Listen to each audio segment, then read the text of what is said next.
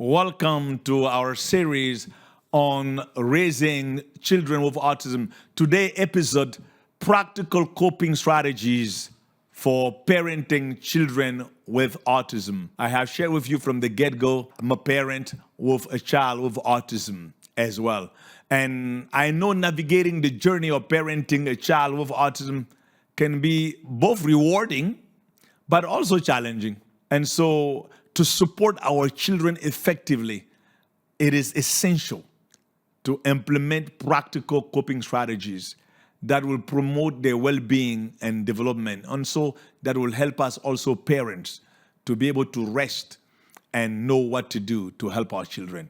And so, here are some few strategies or keys that can make a significant difference in your daily life and in the daily life of your children.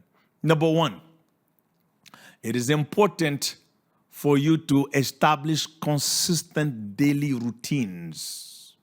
Yes, establishing consistent daily routine is one of the most effective ways to provide a sense of security and predictability for children with autism, regardless where they are on the spectrum. A structured environment helps them know what to expect, reducing anxiety and promoting a sense of control. Yeah, I'll advise you to use visual schedules, can be particularly beneficial as they allow the children to see their daily activities laid out clearly for them, organized in a very well-mannered. This not only helps them understand transition, but also empowers them to anticipate what comes next, fostering independence. People, take notes of that. When you plan something to do for them, they need to know it and keep it at the best of your ability so that they have a sense of control. Number two, managing sensory overload is another critical aspect of supporting children with autism.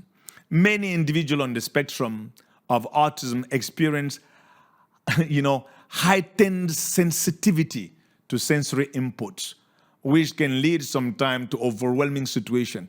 At one time, my son, it was when babies are crying loud, it irritates him.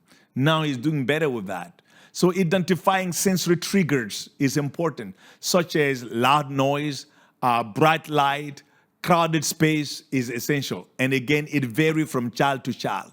So once you know what to watch for, you can then develop strategies to manage these triggers, where you can create a quiet space at home where your child can retreat when feeling overwhelmed can be invaluable.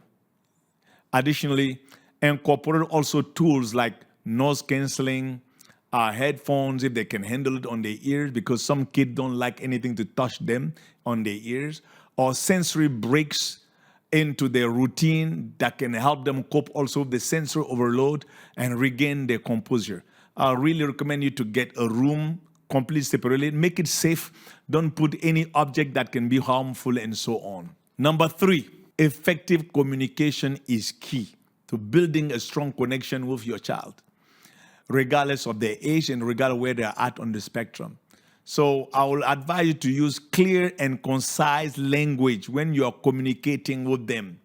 It will help them reduce confusion and frustration. When you promise, do it. Don't keep changing mind and don't lie to them. Use visual aids for those who cannot talk, such as picture cards or charts can enhance understanding and facilitate expression. Give them social stories, which are short narrative that depict social situation, can also be powerful tools for teaching appropriate responses and behaviors.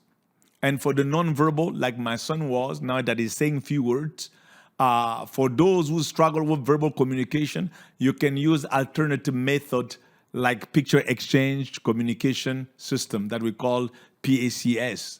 Or you can use sign language for those who have learned the basic sign language. Sometimes you don't need to be an expert. It's just basic sign language. It can provide a means for them as well to express their need and feeling. But the cards with the pictures, it's amazing. They can finger point and say it and express what they want to communicate to you.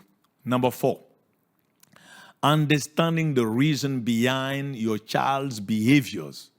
That is crucial for effective behavior management. rather than simply reacting to challenging behavior. Sometimes it's overwhelming for the parent. You can even lose it and begin to cry and scream and run away. Just take the time to observe and analyze what might be the driving behind, what might be driving them. You see, once you find out, implementing now proactive strategies such as setting clear expectation and using positive reinforcement. It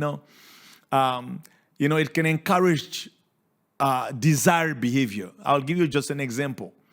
You can acknowledge or reward your child for following instruction or for demonstrating appropriate social interaction.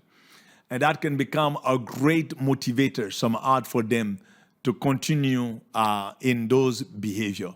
With my son, will say, all right, buddy, you do this, and the reward will be going to swim or 2 candies and stuff like that. So when you begin to incorporate these practical coping strategies into your daily routine, you can end up creating an amazing environment that supports your child's growth and your child development. Don't stay in an isolation. We all learn, and we all learn first about us and our children. You see, what worked for my child may not work for you, but as we share strategies, we can end up being so rich in different expressions. So establishing structure, managing sensory inputs, enhancing communications, and understanding behavior are essential component for you to be able to foster a nurturing and empowering environment or atmosphere for your child. As you begin to implement these strategies, remember that every child is unique, and it may take some time to find the right approaches that work for your family or for your child. But there's one thing that doesn't lie. With patience, with love, with your faith in Christ and commitment, you can help your child actually thrive on their journey. Sometime for my son, for example, season come, in the winter, he react differently. When the summer come, he will react differently. And then we learn all those stuff. We discover the things that are triggering him and so on. I will come back and talk about self-care for parents of children with autism, because you need to take care of yourself as well. See you in the next episode.